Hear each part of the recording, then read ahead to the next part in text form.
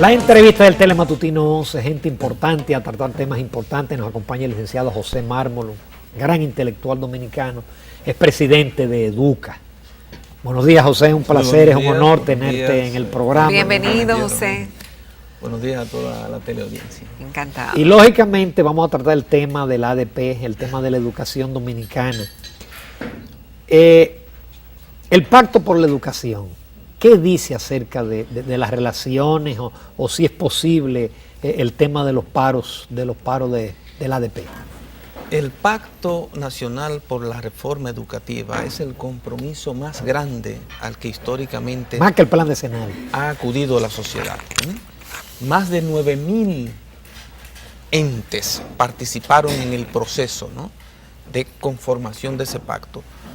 Más de 200 entidades de la sociedad civil firmaron ese pacto, que tiene alrededor de 200 compromisos. Y el primero de esos compromisos es precisamente garantizar la educación de calidad para los niños, jóvenes y adolescentes del país y no anteponer ningún interés particular por encima del compromiso de cumplir con el calendario escolar. Y sin embargo, la ADP, que es firmante de ese pacto, siempre agrede ese primer principio. Con lo cual, perdón, Jacqueline, con lo cual se transgrede también un derecho fundamental de los niños que está consagrado en los derechos de la niñez, de los adolescentes y de los jóvenes de las Naciones Unidas y en la Constitución de la República Dominicana, que establece muy claramente que hay que garantizar una educación de calidad obligatoria para los niveles básicos del sistema educativo nacional. Entonces todo eso, cada vez que hay un paro, queda sepultado. Sepultado. Justamente, José, ¿a qué atribuye el hecho de que el primer recurso que utiliza la ADP son los paros, las huelgas, para la consecución de los objetivos? La semana pasada hicieron una convocatoria de un paro aquí en el Gran Santo Domingo. Algunos titulares decían que fue un éxito porque enseñaban las aulas vacías. Y yo decía que fue un fracaso porque cuando tú no consigues lo que tú buscas, es un fracaso. Además del daño que le hace a los estudiantes. Sobre todo cuando atentas contra la educación. ¿Qué es lo que falla? Algunos titulares dicen hoy que es un asunto político. ¿Tú piensas que hay un asunto político en el medio? Yo pienso que puede haber un poco de todo. Ahora, ¿qué es lo importante analizar? Lo primero es que una ordenanza es aprobada por el Consejo Nacional de Educación y que la ADP y la Federación de Sindicatos de Trabajadores de la Educación tienen 2 asientos en ese Consejo Nacional de Educación. Estamos hablando de la ordenanza 2417. La ordenanza que fue aprobada 2417, por el Consejo. Aprobada por el Consejo Nacional de Educación. Luego, el primer espacio donde se debe expresar un disenso es ahí. Es ahí. Y no llevarlo a la calle y a la opinión pública, 1. 2.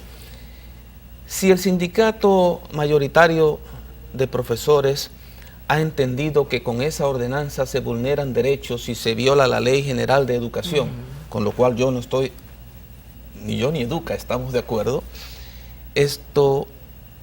ellos han acudido a los tribunales mediante un recurso de amparo. Entonces, ¿por qué no esperar que se exprese el tribunal en torno a ese tema sin presión por parte del sindicato haciendo paros en la educación que afectan fundamentalmente a los estudiantes pobres de nuestro país? Que eso es peor todavía. José, la calidad y la cantidad van ligadas de la mano. Porque algunos dicen, bueno, pero es mejor poco tiempo con calidad. Y alguien decía, sí, calidad, pero muchas veces la calidad. Es decir, que el tiempo también es importante. Claro. ¿En eso se ha mejorado?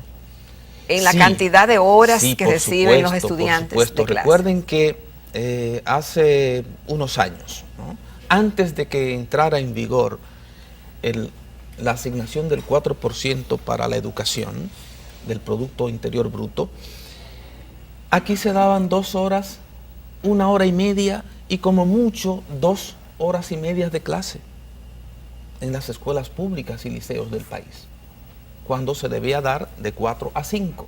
¿No?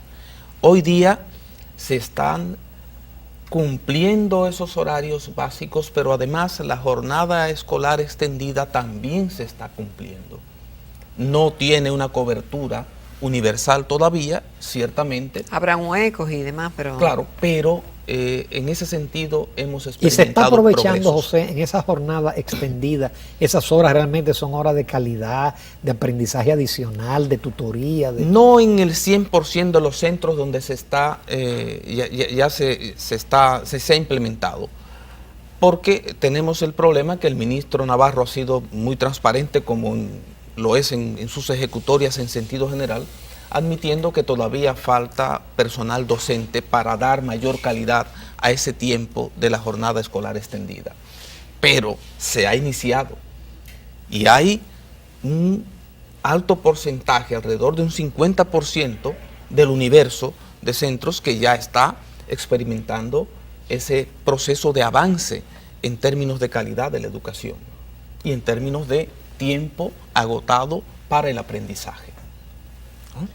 José, y la calidad en sentido general, es decir, el problema de todos estos profesores que vienen de otra generación, que no es tan fácil una reingeniería, eso no atenta con la mejoría. Yo diría, al contrario, Ramón, que lo que se ha experimentado en estas últimas convocatorias para concursos, porque recuerden que ahora para ser maestro de un centro educativo hay que ir a un concurso de oposición. Eso no existía antes. Hay que ir a un concurso. Y la calidad profesional que ha ingresado al magisterio es notable. Es más, profesionales de distintas disciplinas han optado por dejar esa disciplina de la que son profesionales. Estoy hablando de ingenieros, estoy hablando de profesionales de la salud, en fin, abogados, graduados, que han optado por participar en el proceso de transformación de la educación que está viviendo atraídos el país. por los salarios, ¿no? Por los salarios, porque el salario mínimo viene prácticamente y también ronda la los conquista, $1,000. las otras. Sí. ¿Ronda? Perdón. Cerca de $1,000, es decir, estamos hablando de 38, 39 mil pesos básico, la tanda. Más otras facilidades. Si es extendido el horario, entonces ya son $1,000 y pico, o sea, 40 y tantos mil. Y si tiene incentivo, llega hasta 75,000 pesos mensuales. Sí, después lo del seguro, De modo préstamo, vacaciones, claro, etcétera, etcétera. De manera que la profesión docente, con las ejecutorias del gobierno del presidente Medina, han mejorado significativamente esas condiciones de los maestros, mayor inversión en su capacitación, dignificación de su profesión con mejores salarios, procesos constantes de actualización del conocimiento, acuerdos a través de la ADP precisamente con el ministerio que todavía dan más garantías, como por ejemplo el incremento universal de salarios, a lo cual Educa siempre llama la atención de que debería más bien incrementarse el salario por mérito. Claro. ¿Qué es lo que procura esta ordenanza? Que a la dirección distrital y regional del sistema educativo nacional vaya lo mejor de lo mejor, y que esa discrecionalidad que tenían los ministros de señalar a dedo sus cuadros políticos para ocupar esas posiciones dirigenciales, o bien en contubernio con la ADP, se acabe, ese clientelismo político se acabe. ¿Pueden participar los mismos que están y entrar nuevos? Absolutamente. Es decir, que los que están y tienen las condiciones pueden participar y entran. ¿Cuál es la importancia de los directores regionales? Ellos son quienes administran el sistema educativo. Hay un proceso importante de descentralización de la educación en el país, que está contemplado en la Ley General de Educación, y que con el 4% empodera de manera significativa esas posiciones dentro del sistema educativo, incluso desde el punto de vista de la administración de recursos. José, pero ellos alegan que ellos no están, ellos estuvieron acá, dicen que ellos no están en contra del concurso, que ellos están en contra de la terna. Pero que si nos dieran a elegir como sociedad entre las alternativas de señalar a dedo a quien me dé la gana y elegir ternas sobre la base de cualificación, porque Exacto. hay un proceso de cualificación. Exacto, y después se decide cuál es el mejor de La eso. terna, Ya. la terna va a ser lo mejor de lo mejor en términos de calificación. Entonces, ¿qué beneficia más al sistema educativo? Entonces, después que están en la terna, ¿cómo se elige al que Hay una finalmente? comisión nacional integrada por el Ministerio de Trabajo, 4 representantes del Ministerio de Educación y 2 representantes de la sociedad civil. Es decir, que no es el ministro el que señala. No. Oh, porque mira, eso La no terna, conocía. la terna la selecciona esa comisión nacional. Y luego de esa terna, el ministro tiene la facultad de escoger, pero sobre la base de la recomendación que hace la comisión. Exacto. Porque la comisión va a decir de estos 3 el mejor es de X, fulano. Y o Z. Es un buen Exacto. proceso. José Mármol, con tu permiso, el amable televidente, esta conversación está interesantísima, pero nos vamos a una breve pausa comercial.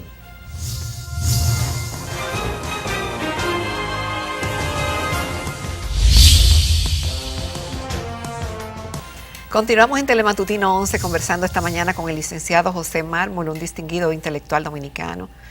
Ya no tenemos las conversaciones en la catedral, pero Qué pena. sí tenemos en la presidencia de Educa.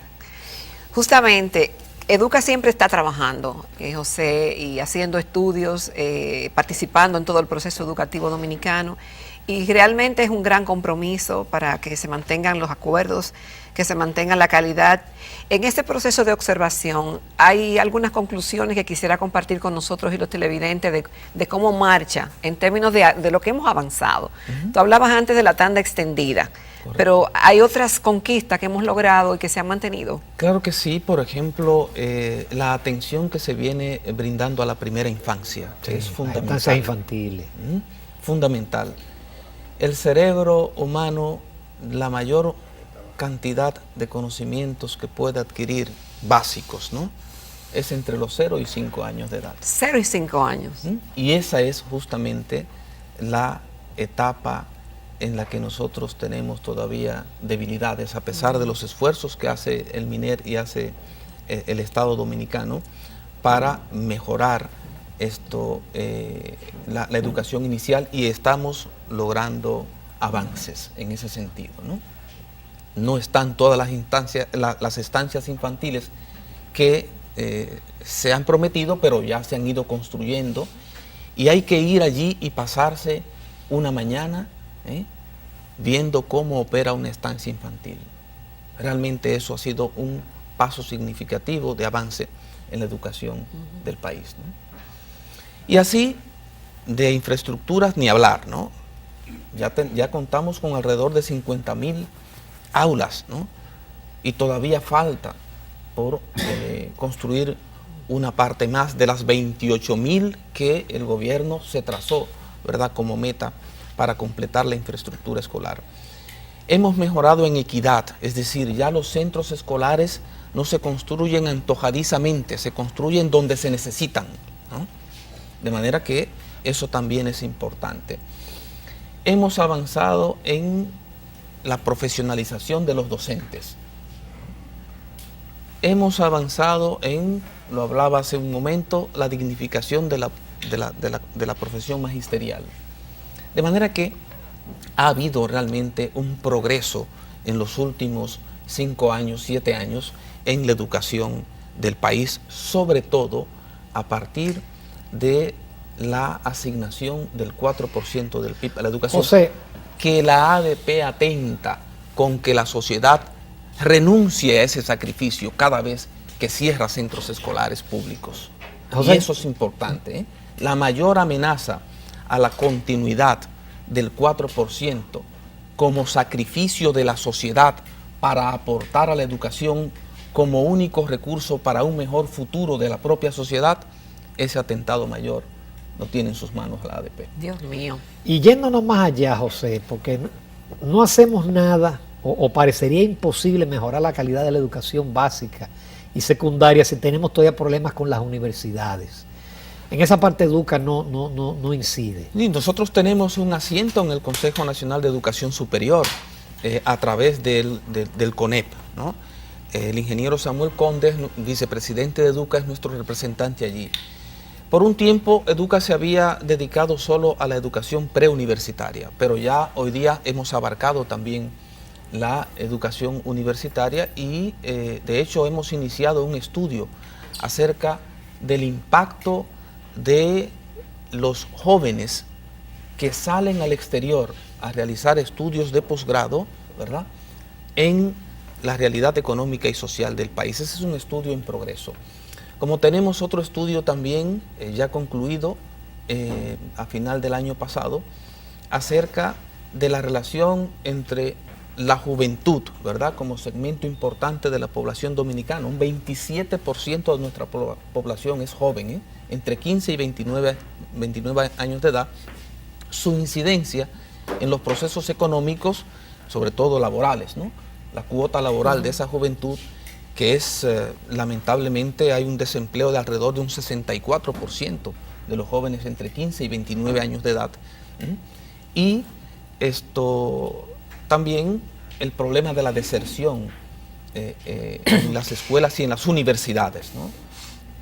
Cerca de un 50% de los jóvenes que ingresan a la escuela o a la universidad terminan desertando en nuestro país, y eso es algo sumamente delicado. José, estamos hablando de que estamos sembrando o hemos cosechado algunos frutos, y yo digo esto porque cuando se muestran los resultados de la prueba PISA, cuando hay un estudio de la comprensión matemática o la lectoescritura, ahí salimos mal. ¿Cuándo vamos a tener, esto es siembra o podemos ya tener algunos resultados en ese sentido cuando se nos mide en capacidad de conocimientos? Yo creo que la prueba PISA que conocimos hace 2 años, no, como son jóvenes de 15 años de edad, no importa su nivel de escolarización, lo importante es que sean 15 años de edad, esos jóvenes no fueron todavía el producto del 4% asignado a la educación. En la próxima prueba PISA, que tendrá lugar a partir de este año,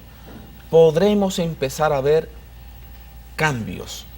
No digo cambios profundos, claro, o radicales, el país no puede subir muchísimos escalones porque en educación estos cambios son graduales, pero ya empezaremos a verlos porque esos jóvenes que van a ser evaluados ya con 15 años de edad a partir de este mismo año 2018, entonces ya sí son producto de ese esfuerzo de la sociedad en un mejor presupuesto para la educación. José Mármol, solamente nos resta agradecer en todo lo que vale tu participación en el programa. Gracias. Y Gracias, tratar con José, tanta precisión y con tanta claridad para el país el problema que tenemos entre manos como país con la ADP. Y sobre todo, ¿quién es el problema? Muchísimas gracias a ustedes. Gracias. Nos vamos a comerciales en el próximo segmento. Volvemos a la recta final con una entrevista, con otra entrevista.